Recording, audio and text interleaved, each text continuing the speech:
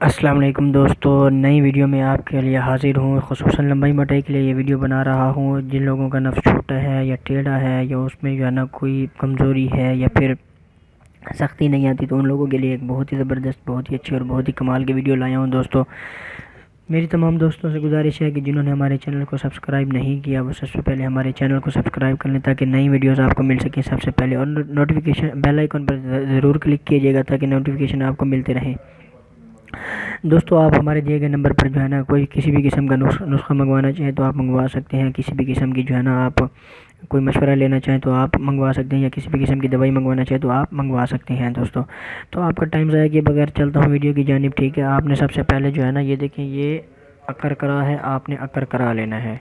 ये देखें, ये अकर करा है, ठीक है। आपने ये अकर करा लेना है। अकर करा कि ये सबसे खुसूसियत ये है कि ये मोटी होती है। एक पतली होती है, वो अर्जुन की छाल होती है, वो आपने नहीं लेनी। ये देख ले, आपने ये अकर करा लेना है। इसकी खुसूसियत ये मोटा होता है और ये बहुत ही ज़बरदस्त है नफ्स की लंबाई मोटाई के लिए, ठीक है। उसके बाद आपने ये देखें कि ये माल कंगनी है, ठीक है। आपने ये माल कंगनी लेनी है, तकरीबन 20 ग्राम आप माल कंगनी ले लें, ठीक है। माल कंगनी लेने के बाद आपने ये जो अपना माल कंगनी का तेल है, ठीक है, आपने अकर करा और इसको जो है ना पहले अच्छी तरह से कूटना है। कूटने के बाद जो है ना आपने 100 ml जो है ये माल कंगनी का तेल जो है ना इसमें डाल देना है, ठीक है। कूटने के बाद इनका पाउडर बन जाएगा। फिर 100 ml इसको जो है ना माल कंगनी का तेल डाल लेना है। इसके अंदर तेल डालने के बाद आपने जो है ना इसको हल्की आंच पर पकाना है, ठीक है। पहले ये देखें, हमने ये बनाया हुआ है। ये देखें, हम पहले आपने इसको इसके अंदर कूटना है 100 ml तेल के अंदर, फिर इस तरह खरल करना है। तकरीबन आधा पौना घंटा आप इसको खरल करते रहें, ठीक है दोस्तों।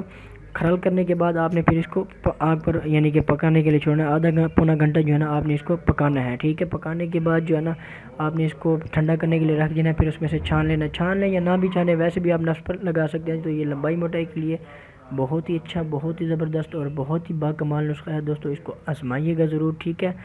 कमेंट लाजमी किया करें ताकि हमें पता चलता रहे कि आपको हमारी वीडियोस अच्छी लग रही हैं या नहीं, ठीक है दोस्तों। अगली वीडियो तक के लिए मुझे इजाज़त दें। अल्लाह हाफिज़।